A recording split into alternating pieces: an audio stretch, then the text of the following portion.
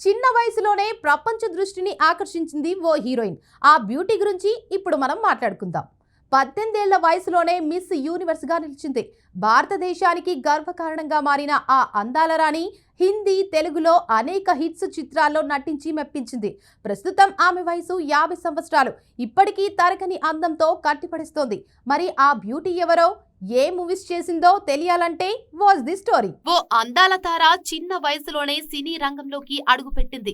18 ఏళ్ల వయసులోనే miss universe విజేతగా నిలిచి ప్రపంచ దృష్టిని ఆకర్షించింది. ఆ తర్వాత కథానాయికగా వరుస సినిమాల్లో నటించి తనదైన ముద్ర వేసింది. అక్కినేని నాగార్జునతో చేసిన ఒక్క సినిమాతో తెలుగులోనూ పాపులర్ అయింది. ఆమె మరెవరో కాదు, హీరోయిన్ సుష్మితా సేన్. 1994లో భారతదేశానికి మొట్టమొదటి మిస్ యూనివర్స్ టైటిల్ ను అందించి సరికొత్త రికార్డు క్రియేట్ చేసింది. అప్పుడు ఆమె వయసు కేవలం 18 సంవత్సరాలు మాత్రమే. ఆ తర్వాత 1996లో శరత్ కపూర్, ముకుల్ దేవ్లతో కలిసి దస్తక్ చిత్రంతో తన నటనారంగ ప్రవేశం చేసిందని సమాచారం. బీవీ నెంబర్ 1, మై హూనా, మైనే ప్యార్ క్యూ కియా వంటి సినిమాలతో తనదైన ముద్ర వేసింది ఈ ముద్దుగుమ్మ సుష్మితా సేన్.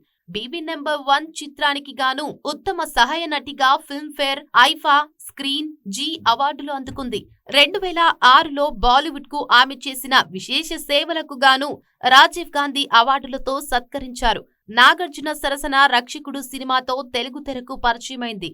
సుష్మిత తన 25వ ఏట తన మొదటి కుమార్తెను దత్తతకు తీసుకుంది. ఇక హైకోర్టులో అనేక కేసులు వేసినప్పటికీ ఆ నటి తన కుమార్తెను తిరిగి పొందగలిగింది. ఆ తర్వాత 2010లో ఆమె తన రెండవ కుమార్తెను దత్తత తీసుకుంది. అనేక స్వచ్ఛంద సంస్థలతో అనుబంధం కలిగి ఉన్న సుష్మిత ఆరోగ్యకరమైన జీవన శైలిని కూడా ప్రోత్సహిస్తున్నారు. రీసెంట్ గా తెలంగాణ ప్రభుత్వం ప్రకటించిన గద్దర్ ఫిల్మ్ అవార్డ్స్ వేడుకల్లో నాగ చైతన్య, రష్మిక మందన ఇద్దరు ఉత్తమ నటీనటులుగా పురస్కారాలు అందుకున్నారు. ఇప్పుడు మరోసారి వీరిద్దరి ఖాతాల్లోకి ప్రతిష్టాత్మక అవార్డ్స్ వచ్చి చేరాయి.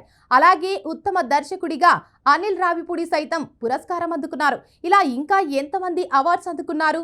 ఈ స్టోరీపై ఓ లుక్కేసేయండి. టాలీవుడ్ యువ సామ్రాట్ నాగ చైతన్య గురించి ప్రత్యేకంగా చెప్పక్కర్లేదు. తండేల్ సినిమాతో బ్లాక్ బస్టర్ హిట్ అందుకున్న చైతు ఇప్పుడు వరుస అవార్డులు అందుకుంటున్నారు. ఇటీవలే తెలంగాణ ప్రభుత్వం ప్రకటించిన గద్దర్ పురస్కారాలలో ఉత్తమ నటుడిగా అవార్డు అందుకున్నారు. అలాగే ఉత్తమ నటిగా రష్మిక మందన పురస్కారం అందుకుంది.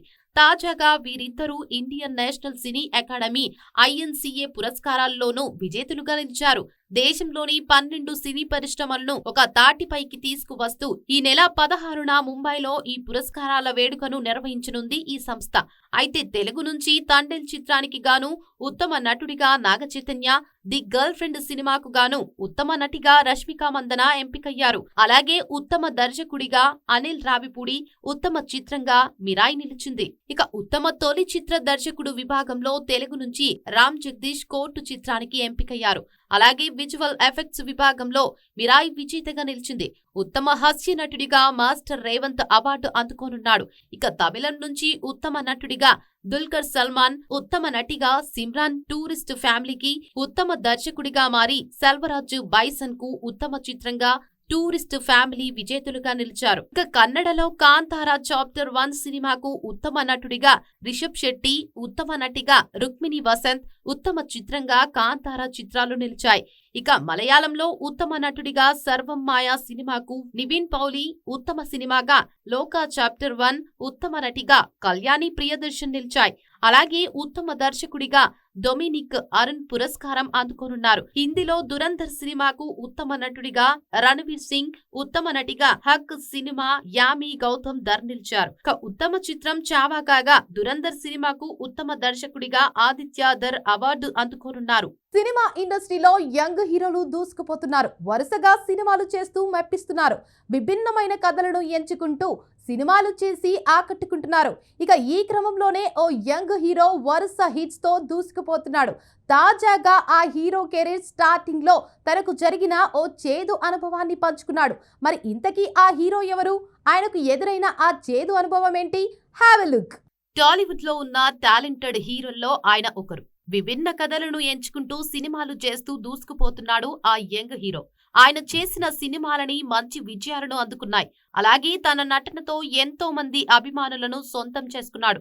ఏ హీరో టచ్ చేయని కథలను ఎంచుకుంటూ తన స్టైల్లో సినిమాలు తెరకెక్కించి హిట్స్ మీద hits అందుకుంటున్నాడు.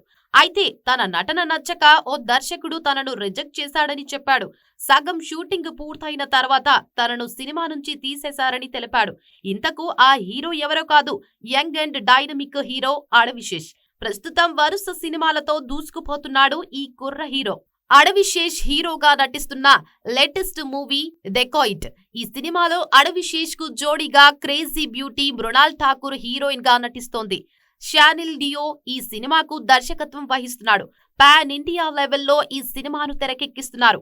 April 10న dacoit cinema grand గా విడుదల కానుంది. ఇక ఈ సినిమా ప్రమోషన్స్ లో ఫుల్ బిజీగా ఉన్నాడు. ఈ క్రమంలోనే ఆసక్తికర విషయాలను పంచుకున్నాడు శేష్. చందమామ సినిమాలో ముందుగా శేష్ ను తీసుకున్నారట. నవదీప్ చేసిన పాత్రలో ముందుగా శేష్ నటించాల్సి ఉందట. అప్పట్లో ఈ సినిమా మల్లెపువ్వు అని టైటిల్ ను అనుకున్నారట. అంతేకాదు షూటింగ్ కూడా కొంతమేర జరిగిందని శేష్ తెలిపారు. శేష్ కూడా షూటింగ్ లో పాల్గొన్నాడట. అయితే తన నటనపై దర్శకుడు కృష్ణవంశీ అసంతృప్తి వ్యక్తం చేశాడన్నారు. అంతేకాదు సగం షూటింగ్ అయిపోయిన తర్వాత శేష్ ప్లేస్ లోకి నవదీప్ ను తీసుకున్నారని చెప్పాడు.